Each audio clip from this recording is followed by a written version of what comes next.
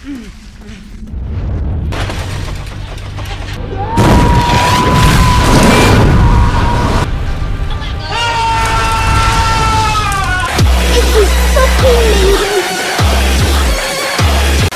yes, the 28 Later franchise, what I consider to be my favorite zombie franchise of all time, due to how different and unfiltered they are. And if I was to describe each of the entries, it will go like this. Days Later, absolute masterpiece of a horror film, absolutely love it. Well, that's the topic of this video, so just hold your horses. Years Later was a weird one, because at first I was disappointed because I was expecting it to be more like Days and Weeks. But after a recent rewatch in preparation for the Bone Temple, I was impressed by how good it is actually.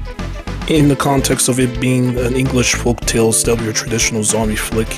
And despite it being such a very out there movie, it still feels very in line with Days Later, which I find very impressive. And The Bone Temple somehow manages to even surpass Years Later in terms of its thematic and story theming, and actually manages to be the scariest film in the franchise since the very original, which I didn't expect because I don't usually get scared of horror films.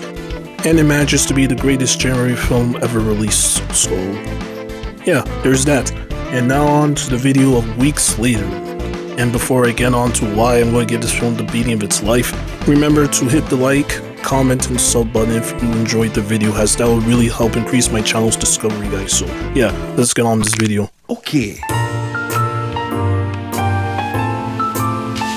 The opening, 10 out of 10, literally is the greatest intro to a zombie film ever made. I don't give a shit. The intro, what more can you say? It nails the horror, it nails the desperation, the music is insane, the cinematography is insane. Danny Boyle, who helps direct just a couple of shots, he did not direct the whole entire scene, guys. Stop with that conventional myth, alright? When the whole crew did an insane job. There's something about setting the whole scene in a very brightly lit setting that just makes it a lot more creepy. It reminds me of just how effective the opening sequence of the Dawn of the Dead remake was, when it had that same exact scenario. It goes against the whole trope that the darker a setting is, the more danger you will feel. Because here, you're just going to see the whole entire threat full on without any filter, which to me feels a lot more intense, because you can just tell the danger is literally coming directly for you, and you think you have any time to escape, you're wrong, because these guys are fast, they're numerous, they're vicious, they're brutal, they're absolutely terrifying. It's crazy, man. And can we talk about the music? Oh my god, the fact that the whole music literally starts as soon as the little boy announces that they are infected. Insane. It literally tells the story of like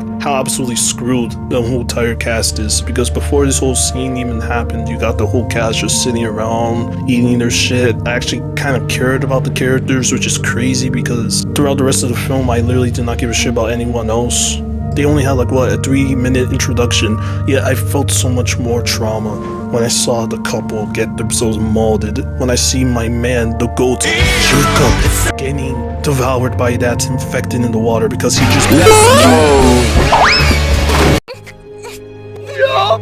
honestly, in that situation, it wasn't his fault. Literally, there's that one bloke who actually followed the objective, but then has to deal with a complete newbie who has absolutely no idea what the game's mechanics are and just decides to go off, fuck it, and ruins it for everybody. Which is just about every single public lobby in Insurgency Sandstorm ever.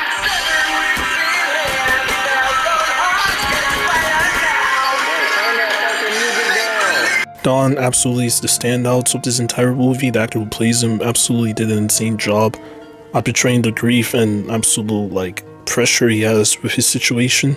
And when he turns infected, he 100% is like a complete nightmare in the best way possible. He looks absolutely terrifying. The initial transformation, honest to god, one of the most heartbreaking and disturbing scenes I've ever seen in a horror film. Like, holy crap, that scene was intense because of the guy's body language. He went absolutely insane in that scene, and throughout the whole film he literally does not let up. He absolutely is scary, man. And in hindsight, after watching the Years movie, he is actually the first ever canonical alpha infected in the whole entire franchise, so it makes the whole reasons as to why he can survive all those flame bombs and more gunshots and know what he's doing in a sentient way.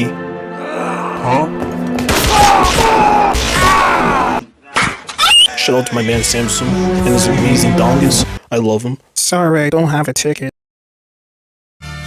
Out of here, you're clapped on. What is this? Dom did nothing wrong. He was absolutely in the right for doing that, because why would he give a shit about some random, not infected, I mean like some random kid bringing the infected to their household and smartly ignoring his stupid wife. Like, it was either her or their children, and he decided to choose the smart route, which is to go and live another day for his children, their children. I mean.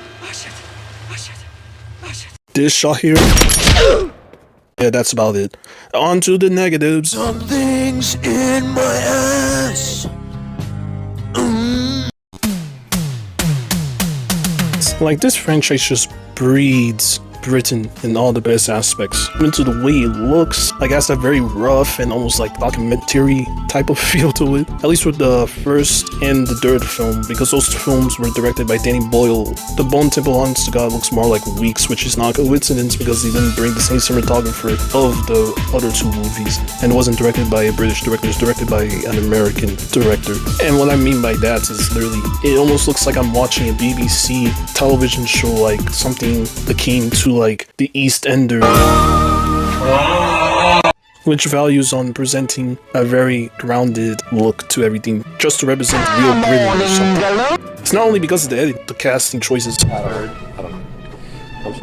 Have all these big Hollywood stars being center focus in a weird way of the main cast, and it just feels a bit odd. And then you got like a guy like Idris Elba, who's legit one of the most British actors in Hollywood right now, being reduced to playing the generic US colonel, which is absolutely maddening, because why couldn't he have been like a British representative of the US Army of some kind, like a major, and have him be in conflict with literally one of the Americans when they give the whole Code Red order, so you can have some great drama of him having to deal with the notion of having to kill his own people for the sake of some foreign power, which could have been a great critique on American imperialism in foreign territories, and could have added more to the horror of the situation, add more drama, more juice. But the film is like, nah, let's just make him speak an American accent, because the guy, he knows how to nail an American accent, which is true, but still feels really fucking weird and daft. And speaking of the whole Americanized bullshit, it leads to my next point, and that has to do with the fucking writing. God damn, it's so bad. Like, I don't know, man. The other films were based off theming of some kind. The first film was about the thin line between human rage and humanistic instinct. The third film was about honoring the dead or just embracing death as is inevitable to all of us. And also, Rev up the Bugatti. The Bone Temple is about the exploration between good and evil and their effect on innocence. Weeks later, it's about government incompetency and how you can absolutely screw up a manageable situation because of how stupid everybody is. About how stupid Americans are. I don't know. Inside District 1, however, we believe you'll be pleasantly surprised. We have a pub. Why would the Americans decide to put all the British people, like a set amount of British people, back into the UK within 6 months later? Like, how stupid are these people? Like, even if it's 6 months later, you do not know how many infected breeds can be hiding behind any quarter, or as we see in one of the earlier scenes, they literally have to go through all these houses, so how are they thinking they can clear out the entirety of the UK within like 6 months? When most of the viral outbreak happened for like over like a month or so. There's like over 50 million people in the UK. That's like, there's no fucking way you can literally count all those people in central London and say, yes, it's all safe to just bring the London people back because we can't stand these people being in our borders or something. Because as you can see in the film later on, one infected managed to go into central London. Even though she wasn't really like infected, she still was a carrier, which is like enough proof to say you should not bring any of these people back to civilization. And where the fuck was the UN during this whole thing? Why wasn't any of the British allies at the time accompanying Americans? Why is it only an American only like venture? Is it because they can boost their ego for the Americans? They were saying, nah bro, we can do everything ourselves. And I'm just like, no, wouldn't there be any French, any German like allies to actually accompany the the Americans on this effort? Like, shouldn't some British representatives be there? In fact, the whole thing is just ran by the Americans, which is like, this is so kind of like another dumb part is when those little shits managed to like sneak past the entirety of the US Army with their guns and their snipers. They only took like Hawkeye to actually nose those kids out of like what, several snipers and guys on post. It's like, what the fuck? Shouldn't these kids be like spotted on the bridge immediately? Yes, they were hiding on a bridge rail, but even so, security should have been tight 24/7. And speak of which, it literally leads to what I consider to be like the dumbest shit ever. 28 years happened because of this one moment. Because those little kids, they found the mother.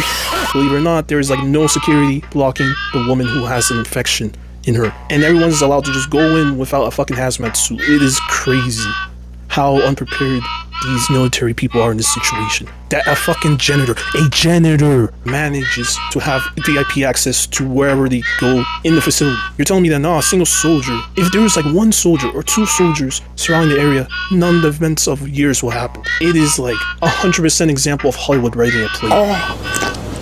2 hours later. And they're shocked that they all get murdered and nearly cause an outbreak in all of Central Europe. And you got another trope where you got these guys with guns. Instead of just shooting a fool with their gun, they run up to a guy with their gun and get shot that they get absolutely killed. It's like, why is that shit happening in all these movies? I see that in so many action films. Shit like John Wick is ruined when I see the amount of times these stupid NPCs literally just run up with their assault rifles. Instead of just shooting John in the fucking chest, no, in the head. You have a gun, shoot the fucking gun. You got a gun. The fucking face! You dumb shit! I mean, I get it. It will literally end the film if these guys actually did. You're full of shit. Because you can 100% have a conflict go on when guys are shooting at people logically. It does not need to be this way. It just depends on the writers if they're feeling lazy or not. And most of these Hollywood writers are fucking lazy assholes when it comes to action or horror and all the time. So you got shit like that. And then you got another dumb scene, which almost outpaces this one in a way that, oh yeah, let's just put everyone into a single room in the car park. And then just say, alright, let's lock the doors and call it a day. And they're shocked that Dom, the alpha zombie, the pre-alpha zombie, manages to literally go through the back door and just say, hello, boys and girls, and then just eats everyone alive because, duh, they didn't back the fucking car door. Are you fucking kidding me? My goodness. And then they are shocked that everyone just gets infected when they could have just sent everyone back to their rooms. Wait. I mean, I think everyone was outdoors at the time, so they won't have enough time, but still, to probably make the whole infection spread make a lot more sense. Because they done the logical thing, which is send people back to their rooms. You know, add some logic to the chaos, but no, they just decided to do the stupid Hollywood thing, which is what most governments would not do in this situation. Since they literally are near an apartment complex with people with their own assigned living quarters, which honestly would stop the infection way better. Because people have enough time to stay in their rooms, blockade their doors, everything. It will give the military enough time to like clear ship throughout the entire building and shoot guys throughout the building. Because these infected can die in like regular gunshot wounds to the chest. So it's like, why not do something like that? Why put them in a fucking rat cage and then see them getting slaughtered like that? It's the biggest piece of dog shit that I have ever.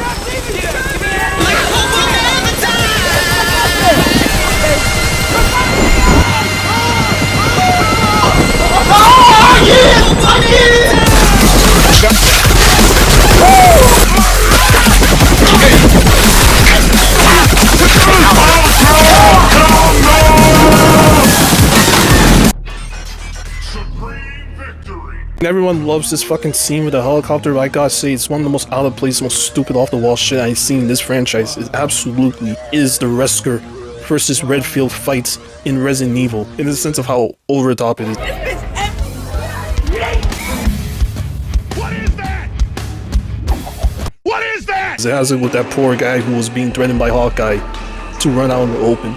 Just hanging onto the fucking helicopter with dear life while you're having fucking Chris Rock over here using the helicopter blades to just murder the shit out of these screaming gives you a boost of aura that helps you overcome your foes. It is one of the most shitty things I've seen. Oh my god, what? It does not fit in this franchise whatsoever. And this is the same franchise that literally has Voldemort's tendency to Iron Maiden to impress a bunch of Seville gang guys so he won't get killed. Oh my god, whatever. Yeah, after that, they pretty much bring the infection to France, and after that ending, it doesn't mean anything because immediately after that, years later, literally just says that it's been quarantined immediately in like a single line of dialogue in the very opening of that movie. So even Danny Boyle and Alex Garland does not give a fuck about this movie.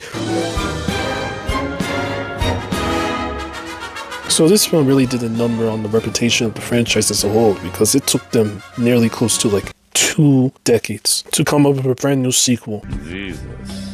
And I'm honestly not really shocked as to why, because this film's reputation sure does precede itself for being such a generic, forgettable piece of trash after how revolutionary the original film was. Like, it puzzles the mind as to how this same director, helps to direct one of the most influential horror sequences in cinematic history, for them to fumble so badly throughout the rest of the whole film. Like, to be honest, the film is not a really bad film. The music and the atmosphere is done really well. Like, they managed to make the infected just as scary, if not even more scarier than the ones from the original.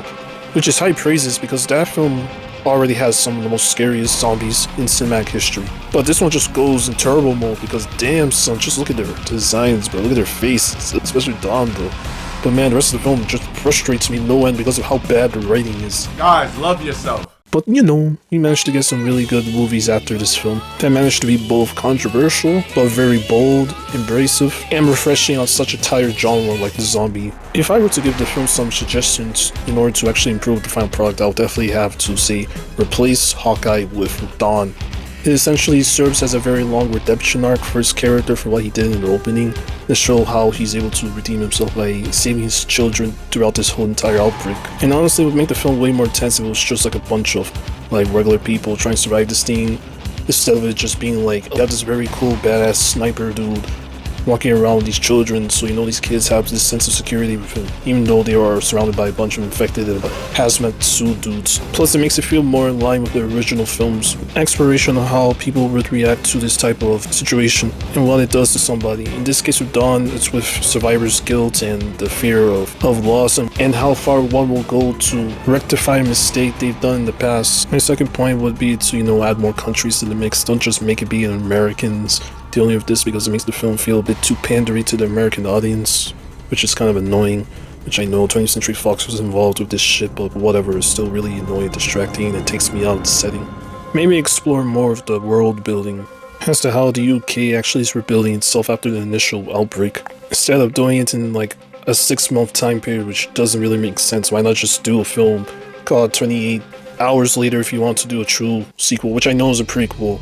But I think doing an initial outbreak will make it for a more exciting, more introspective type of movie. Actually, not really. Probably a bit more chaotic, but still a bit more interesting than whatever the hell this nonsense is, with the timeline being all weird and stupid with the infected not mostly dying. Because Days had it so that this infected literally died of starvation, so seeing them come back is dumb. But yeah, I got that one wrong, because this whole thing happened because that mother somehow has the speed to catch up with Dawn to make it to some abandoned house in London without anyone noticing.